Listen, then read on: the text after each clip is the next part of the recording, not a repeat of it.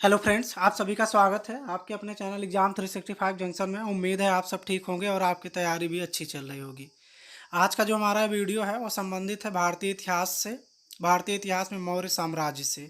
मौर्य साम्राज्य से संबंधित जितने भी महत्वपूर्ण प्रश्न पिछली परीक्षाओं में पूछे गए हैं, जैसे कि आपका उत्तराखंड पीसीएस है, Bihar PCS, Jharkhand PCS, UP PCS, IAS, lower PCS, तो इन सब परीक्षाओं में जो भी महत्वपूर्ण प्रश्न पूछे गए हैं वो सब मैं आप सबके लिए लेके आया हूँ, जो कि आगामी परीक्षाओं के लिए भी बहुत ही महत्वपूर्ण है। तो आइए देखते हैं मौर्य साम्राज्य में पहला प्रश्न। निम्नलिखित कथन ए और बी को पढ़ें और नीचे दिए गए कूटों में से सही उत्तर का चयन करें। कूट ए है, कथन एक ए, विश्व के सभी भागों में ईसा पूर्व 6वीं शताब्दी एक महान धार्मिक उथल पुथल का काल था। बी है, कथन बी, वैदिक धर्म बहुत जटिल हो चुका था। दोनों कथनों में से कौन सा सही है ये बताना है हमको। ऑप्शन बी इसका सही होगा। दोनों ए और बी सही हैं, कथन दोनों सही है। विश्व के सभी भागों में ईसवी पूर्व 6वीं शताब्दी एक महान धार्मिक उथल पुथल का काल था। और कथन बी है, वैदिक धर्म बहुत जटिल हो चुका था। तो ये दोनों ही कथन सही हैं। देखते हैं दूसरा प्रश्न। न्याय दर्शन के संस्थापक थे। न्याय दर्शन के संस्थापक जो थे वो कपिल गौतम थे। सॉरी। तीसरा प्रश्न है, अशोक का रुमनदेय स्तंभ संबंधित है बुद्ध के जन्म से, बुद्ध के ज्ञान प्राप्ति से, बुद्ध के प्रथम उपदेश से और बुद्ध के शरीर त्याग से। ऑप्शन ए इसका सही है, बुद्ध के जन्म से। चौथा प्रश्न, निम्नलिखित में से किस राजा के एक अभिलेख से सूचना मिलती है कि शाक्य मुनि बुद्ध का जन्म लुम्बिनी में हुआ था। अशोक, कनिष्क, हर्ष, धर्मपाल। अशोक के अभिलेख से हमको मालूम चलता है कि बुद्ध का जन्म जो है वो लुम्बिनी में हुआ था। पांचवा प्रश्न है, शाक्य मुनि बुद्ध के जन्म स्थल का उल्लेख करने वाला प्राचीनतम अभिलिखित साक्ष्य कहाँ से प्राप्त हुआ है। सारनाथ, श्रावस्ती, कौशाम्बी, रुमनदेही। तो ऑप्शन डी इसका सही होगा, रुमनदेही से। छठवां प्रश्न है, निम्नलिखित में से किस अभिलेख में अशोक ने करों में कुछ रियायतों की घोषणा की। लघु शिलालेख, सासाराम, भाब्रू बैराज लेख, लुम्बिनी स्तंभ लेख। ऑप्शन सी सही होगा, लुम्बिनी स्तंभ लेख। सातवां प्रश्न है, अशोक के निम्न में से किस शिलालेख में 1 ग्राम के भू राजस्व में रियायत का उल्लेख है। लुम्बिनी का स्तंभ लेख, सारनाथ का स्तंभ लेख, गिरनार का शिलालेख, सांची का स्तंभ लेख। सही ऑप्शन है ऑप्शन ए, लुम्बिनी का स्तंभ लेख। अशोक के किस शिलालेख से 1 ग्राम के भू राजस्व में रियायत का उल्लेख है। लुम्बिनी का स्तंभ लेख। आठवां प्रश्न है, अशोक ने किस शासकीय वर्ष में लुम्बिनी की यात्रा की। 9वें वर्ष में, 12वें वर्ष में, 20वें वर्ष में, 26वें वर्ष में। ऑप्शन सी सही होगा, 20वें वर्ष में। 9वां प्रश्न, ब्राह्मी लिपि को सर्वप्रथम किसने पढ़ा। ए कनिंघम, ए एचदानी, ब्यूलर, जेम्स प्रिंसेप। ऑप्शन डी सही होगा, जेम्स प्रिंसेप ने। 10वां प्रश्न, सम्राट अशोक के राजा देशों का सबसे पहले विकूटन किसने किया था। ऑप्शन बी सही होगा, जेम्स प्रिंसेप ने। 11वां प्रश्न, ब्राह्मी लिपि को पढ़ने की विधि किसने खोज निकाली थी। John F Fleet, James Prinsep, Alexander Cunningham, John Marshall. Option B सही होगा इसका, जेम्स प्रिंसेप ने। 12वां प्रश्न है, अशोक के शिलालेखों का सर्वप्रथम किसने पढ़ा था। ऑप्शन सी, जेम्स प्रिंसेप ने। 13वां प्रश्न है, अशोक ने कलिंग को मौर्य साम्राज्य में जोड़ लिया था। कारण है इसका, कलिंग दक्षिण भारत को आने वाले स्थलीय एवं समुद्री मार्गों को नियंत्रित करता था। इसका फर्स्ट ऑप्शन सही है, कथन और कारण दोनों सही हैं और कारण जो है वो कथन की सही व्याख्या करता है। 14वां प्रश्न, अशोक के अभिलेखों को सफलतापूर्वक सर्वप्रथम किसने पढ़ा था। ऑप्शन डी है, जेम्स प्रिंसेप ने।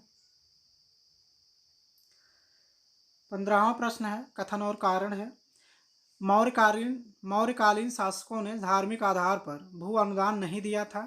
कारण है भू अनुदान के विरुद्ध कृषकों ने विद्रोह किया। इसका सही ऑप्शन है ऑप्शन ए सही होना चाहिए, ऑप्शन सी सही है, ए सही है, आर गलत है। कथन सही है, मौर्यकालीन शासकों ने धार्मिक आधार पर भू अनुदान नहीं दिया था। कथन सही है और कारण जो है वो गलत है। ऑप्शन सी इसका सही है। 16वां प्रश्न है, अशोक के राज्यादेशों के अनुसार धार्मिक निष्ठा की अपेक्षा जनता के मध्य सामाजिक समरसता अधिक महत्वपूर्ण थी। उसने धर्म संवर्धन के साथ के स्थान पर समदृष्टि के विचारों का प्रसार किया। ऑप्शन ए इसका सही होगा। कथन और कारण दोनों सही है और कारण इसका सही स्पष्टीकरण है। 17वां प्रश्न है,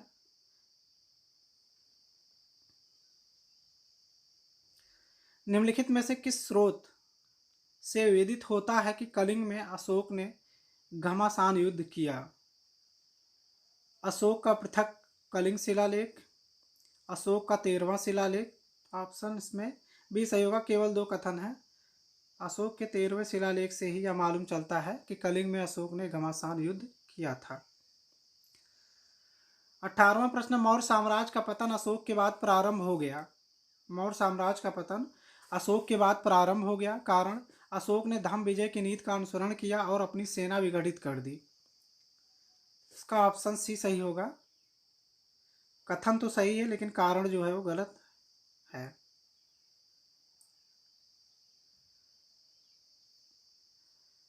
19वां प्रश्न है, सूची फर्स्ट और सेकंड को सुमेलित करना है। अधिकारी है और उनका कार्य क्या था, कर्तव्य क्या था, ये सुमेल करना है। समाहर्ता क्या होता था? समाहर्ता सन्निधाता, नागरक और अक्ष पाटलिक। ऑप्शन इसका सही है, ऑप्शन ए है। 2 1 3 4। समाहर्ता जो था वो संग्राहक था, सन्निधाता कोषाध्यक्ष था, नागरक नगर मजिस्ट्रेट होता था और अक्ष पाटलिक जो था केंद्रीय लेखाधिकारी होता था। समाहर्ता क्या था?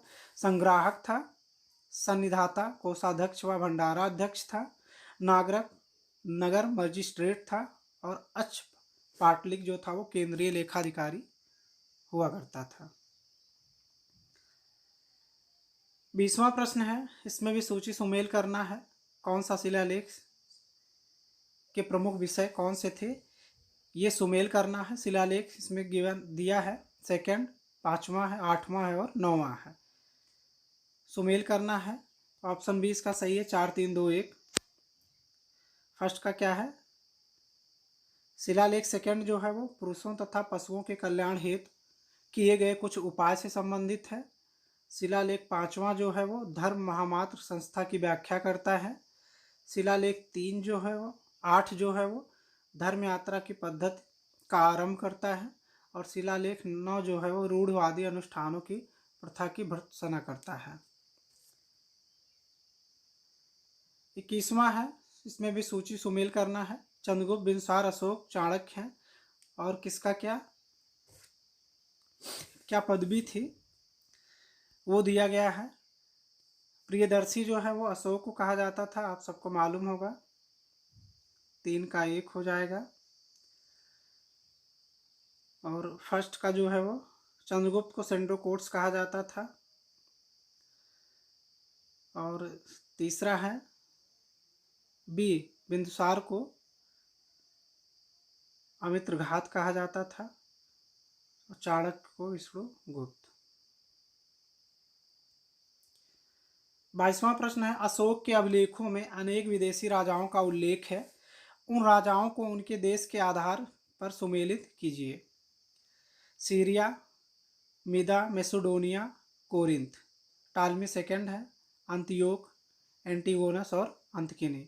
ये राजा कौन से राजा किस देश से संबंधित थे या किस राज्य से संबंधित थे, ये हमको सुमेल करना है। तो फर्स्ट का सीरिया का कौन था? टालमी नहीं, अंतियोक था। फर्स्ट का सेकंड हो जाएगा।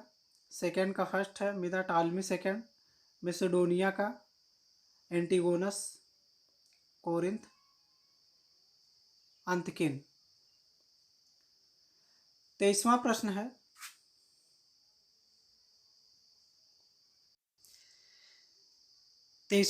निम्नलिखित पर विचार कीजिए। निम्नलिखित में से कौन से अभिलेखों में अकाल से निपटने के उपायों का उल्लेख है? शाहबाजगढ़ी अभिलेख, मास्की अभिलेख, सहोगरा, तामपत, महास्थान अभिलेख।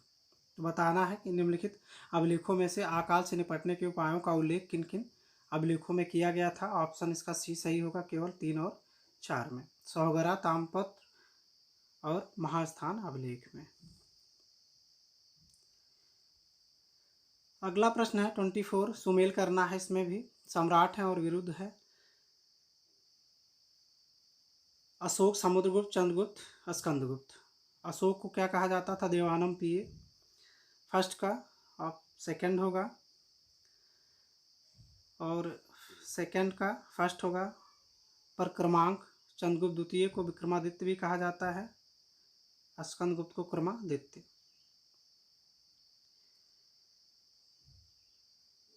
25वां प्रश्न है, देवानम पिए की उपाधि धारण की थी अशोक ने, दशरथ ने, संप्रत ने, बृहद्रथ ने। ऑप्शन 20 का सही होगा, 1 और 2 ने, अशोक ने और दशरथ ने।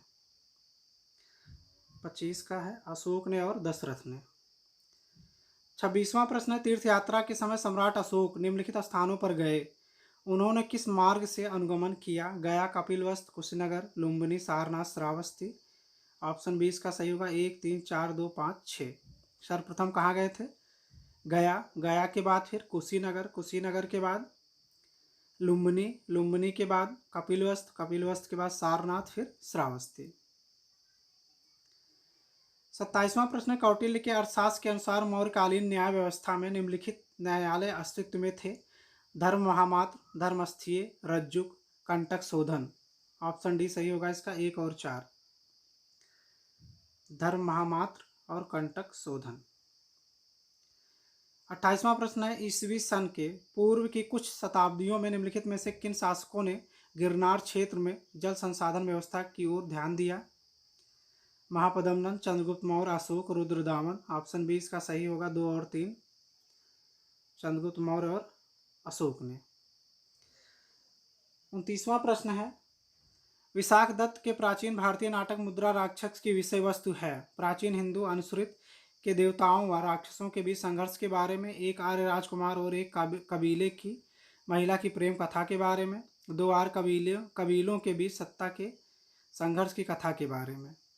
ऑप्शन डी इसका सही होगा, चंद्रगुप्त मौर्य के समय में राजदरबार के दुर्लभ संधियों के बारे में, मुद्रा राक्षस।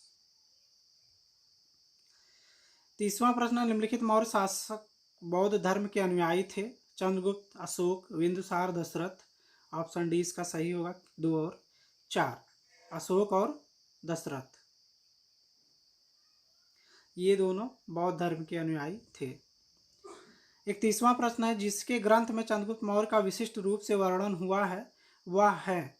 ऑप्शन सी इसका सही होगा, विशाख दत्त। 32वां प्रश्न, निम्नलिखित में से किस एक में चंद्रगुप्त मौर्य द्वारा मगध का राज सिंहासन प्राप्त करने की कथा दी गई थी? ऑप्शन सी इसका सही होगा, मुद्रा राक्षस में। 33वां प्रश्न, मेगास्थनीज द्वारा उल्लिखित पद डायोनिसिस किसे निर्दिष्ट करता है? ऑप्शन ए होगा इसका, शिव को।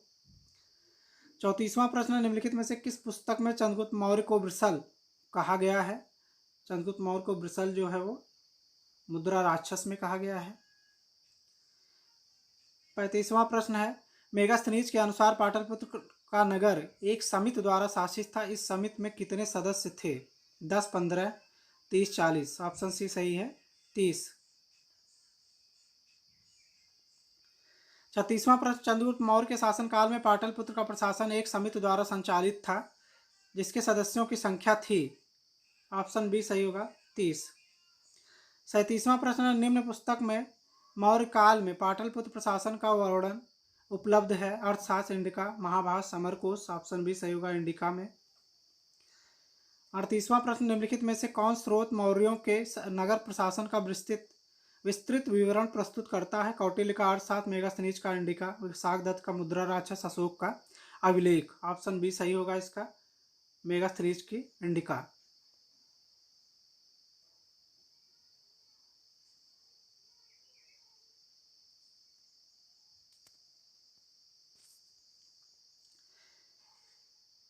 40वां प्रश्न है,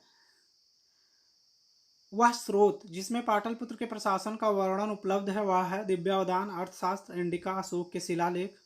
ऑप्शन सी सही होगा इसका, इंडिका। 41वां प्रश्न, मेगास्थनीज ने भारतीय समाज को कितने समूहों में विभाजित किया? 4, 7, 8, 12। ऑप्शन बी सही होगा इसका, 7।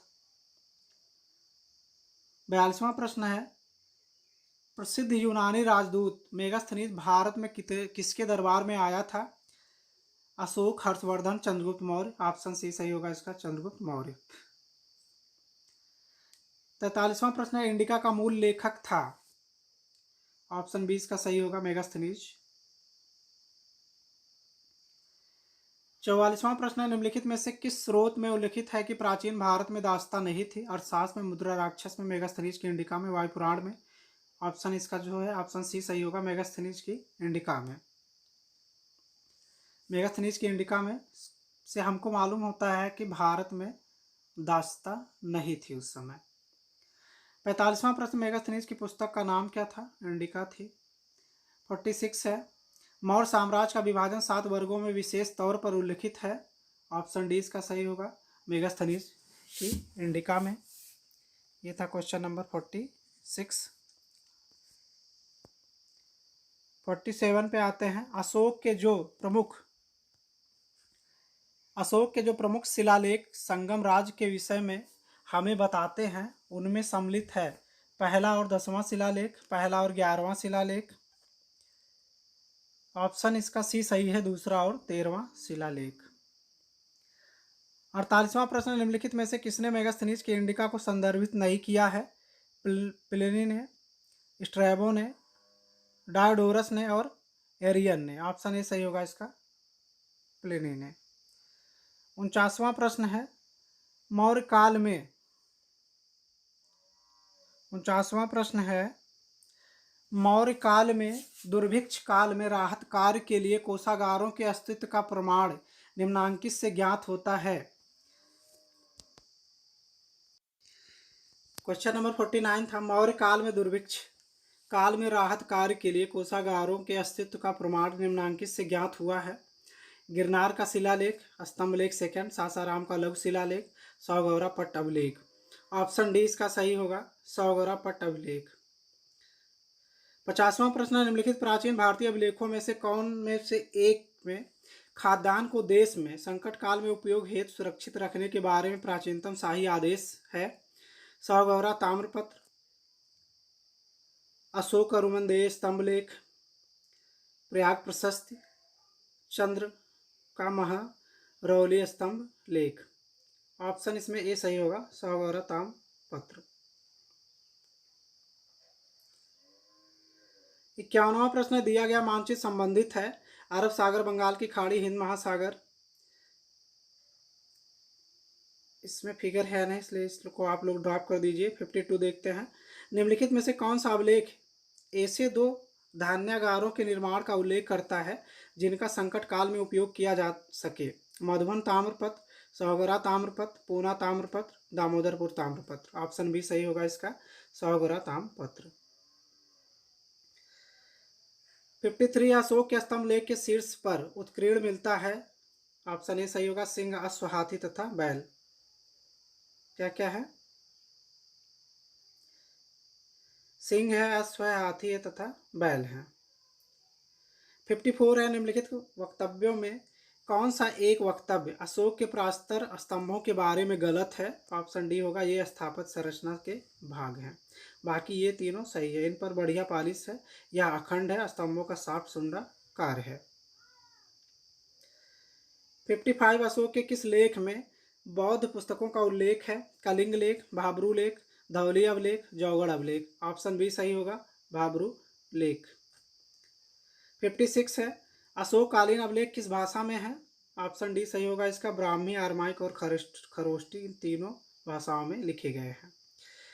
57, अशोक का नाम मिलता है मास्की अभिलेख में, सोपरा अभिलेख में, कलिंग अभिलेख में, सारनाथ अभिलेख में। ऑप्शन ए सही है इसका, मास्की अभिलेख में। मास्की में जो है अशोक का नाम मिलता है। 58 है, क्वेश्चन नंबर 58, निम्नलिखित में से किस एक राज्यादेश में अशोक के व्यक्तिगत नाम का उल्लेख है? मास्की होगा, ऑप्शन डी सही होगा। 59 कलिंग युद्ध का विवरण हमें ज्ञात होता है 13वें शिलालेख द्वारा, रोमनदेय स्तंभ लेख द्वारा, ह्वेनसांग के विवरण द्वारा, प्रथम लघु शिलालेख द्वारा। ऑप्शन ए सही होगा, 13वें शिलालेख द्वारा। 60वां प्रश्न, निम्नलिखित अभिलेखों में से किस लेख में अशोक का नाम उल्लिखित है? ऑप्शन इसका डी सही होगा, मास्की का लघु शिलालेख। 61 अशोक द्वारा स्थापित सबसे सुरक्षित स्तंभ है? लौरिया नंदगढ़ का, सांची का, सारनाथ का, कौशाम्बी का। ऑप्शन ए सही होगा इसका, लौरिया नंदगढ़ का। 62वां प्रश्न, निम्नलिखित अभिलेखों में से किसमें अशोक का नाम उल्लेख हुआ है? ऑप्शन ए है गुर्जरा में।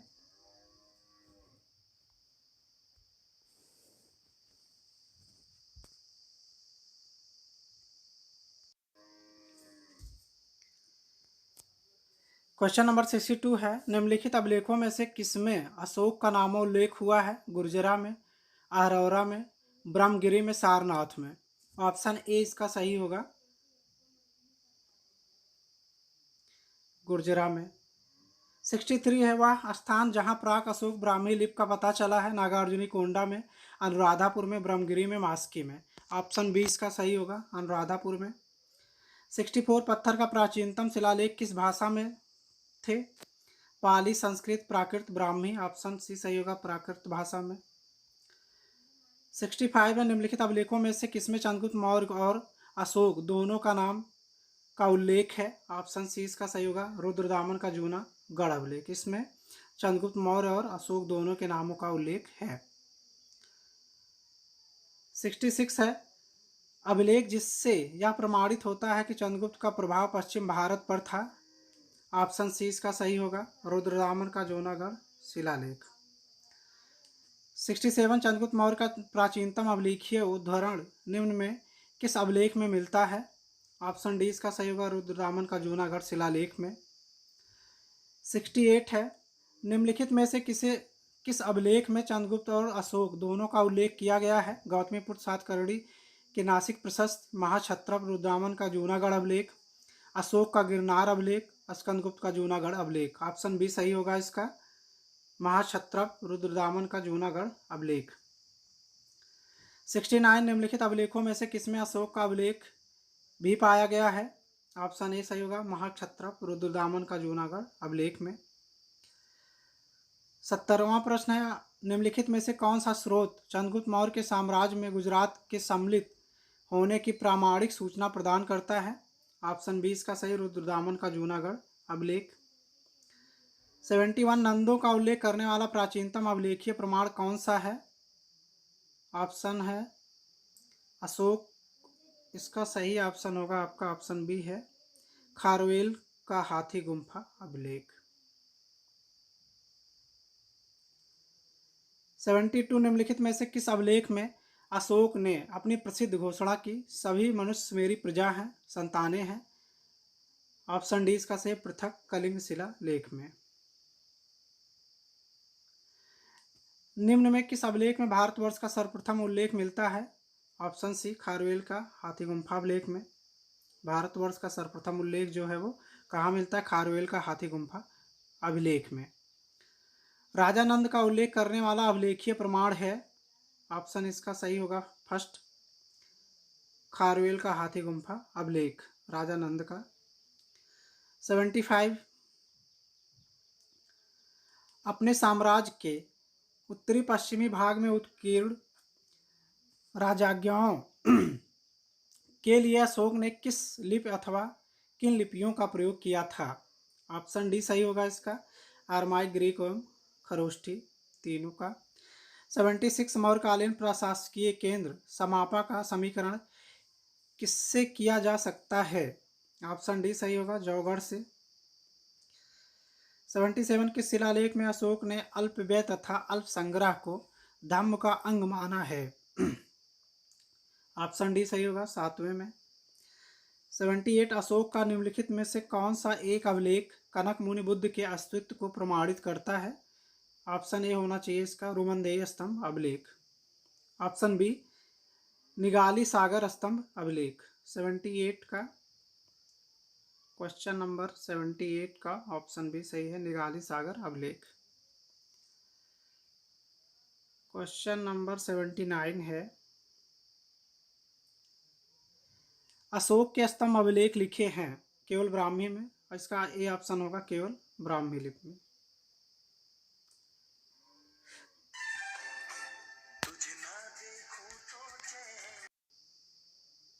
Sorry for disturbing.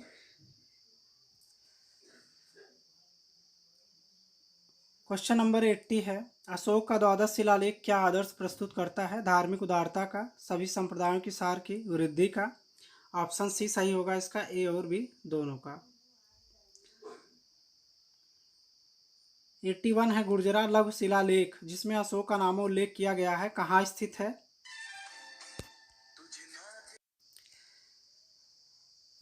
अगला प्रश्न है 81, गुर्जरा लघु शिलालेख जिसमें अशोक का नामोल्लेख किया गया है, कहाँ स्थित है? ऑप्शन बी सही होगा, मध्य प्रदेश के दतिया जिले में। 82 है, अशोक के अभिलेखों की रचना में कितनी लिपियों का प्रयोग किया गया है? 1, 2, 3, 4। ऑप्शन डी सही होगा, 4।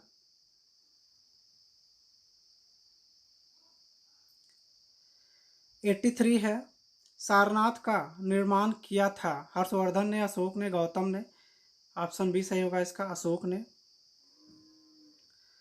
84, अशोक के निम्न अभिलेखों में से पूर्ण रूपेण धार्मिक सहिष्णुता के प्रति समर्पित कौन सा अभिलेख है? ऑप्शन बी सही होगा, शिलालेख, 12वां शिलालेख। 85 है, निम्नलिखित में से कहाँ अशोक का नाम प्राप्त होता है? 85 का जो है सही ऑप्शन है, ऑप्शन ए, अशोक का निट्टूर अभिलेख या नेत्तूर अभिलेख।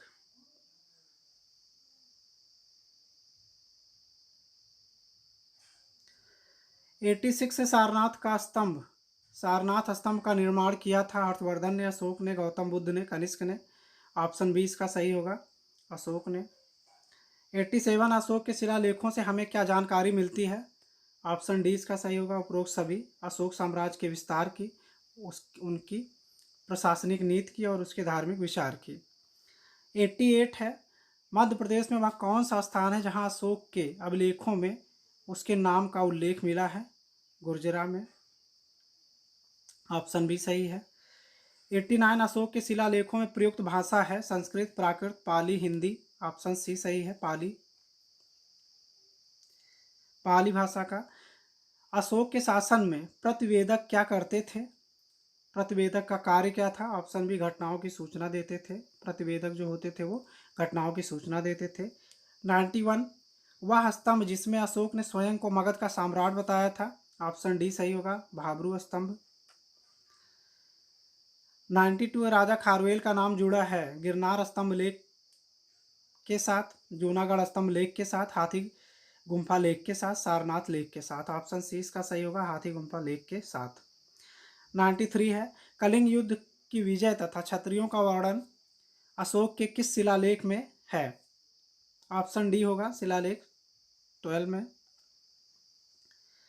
94, निम्न में से किस अशोक के अभिलेख में पारंपरिक अवसरों पर पशुबलि पर रोक लगाई गई है? ऐसा लगता है कि यह पाबंदी पशुओं के वध पर थी। ऑप्शन ए इसका सही होगा, शिला अभिलेख फर्स्ट में। 95, निम्न में से किस अभिलेख से प्रमाणित होता है कि मौर्यों ने जल संसाधन विकास पर पर्याप्त ध्यान दिया था? ऑप्शन सी, रुद्रदामन का गिरनार अभिलेख से। 96, अफगानिस्तान में प्राप्त अशोक के सभी अभिलेख निम्नलिखित भाषा में थे। अरमाइक, अरमाइक एवं ग्रीक, ग्रीक एवं ब्राह्मी। ऑप्शन बी इसका सही, अरमाइक एवं ग्रीक में। 97 है, निम्नांकित में कौन सा अशोक कालीन अभिलेख खरोष्टी लिपि में है? ऑप्शन सी होगा, शाहबाजगढ़ी का अभिलेख। निम्न में से 98 है, निम्न में से किसे रानी अभिलेख कहा जाता है? ऑप्शन बी है, तीसरा लघु स्तंभ लेख। सार्थवाक किसे कहते थे मौर्य काल में? व्यापारियों के काफिले को। इलाहाबाद में अशोक स्तंभ किस शासक के बारे में सूचना प्रदान करता है? ऑप्शन डी सही होगा, समुद्र गुप्त के स्तंभ लेख का। अशोक स्तंभ, इलाहाबाद का जो अशोक स्तंभ लेख है वो समुद्रगुप्त के बारे में सूचनाएं देता है। तो मौर्यकालीन से संबंधित जो भी प्रश्न थे इसका 2 वीडियो आएगा, या पहला वीडियो है। तो मौर्यकालीन से बचे हुए जो प्रश्न हैं जो कि परीक्षाओं में पूछे जा चुके हैं, वो आपको नेक्स्ट वीडियो में मिल जाएंगे। ये 100 प्रश्न थे जो कि विभिन्न परीक्षाओं में पूछे गए थे। तो पूरा वीडियो एक साथ नहीं बन पा रहा है किसी वजह से। तो अगला जो वीडियो होगा हमारा, नेक्स्ट वीडियो जो होगा, उसमें जितने भी महत्वपूर्ण प्रश्न हैं जो कि बचे हुए हैं वो सारे आप सबको उपलब्ध कराए जाएंगे। आप हमारे चैनल से जुड़ें, अपनी तैयारी को आसान बनाएं। डेली के करंट अफेयर्स हमारे चैनल के माध्यम से आप सबको उपलब्ध कराए जाते हैं। उसके लिए आप हमारे चैनल को सब्सक्राइब करें। मंथ के एंड में पूरे महीने के जो भी करंट अफेयर्स होते हैं महत्वपूर्ण, वो सारी, बाकी सारी जानकारी जो भी प्रतियोगी परीक्षाओं से संबंधित होती हैं जो कि आपके लिए महत्वपूर्ण हो, वो सारी जानकारी आप सब तक पहुंचाई जाती है। तो आप हमारे चैनल से जुड़े और अपनी तैयारी को आसान बनाएं। धन्यवाद मित्रों।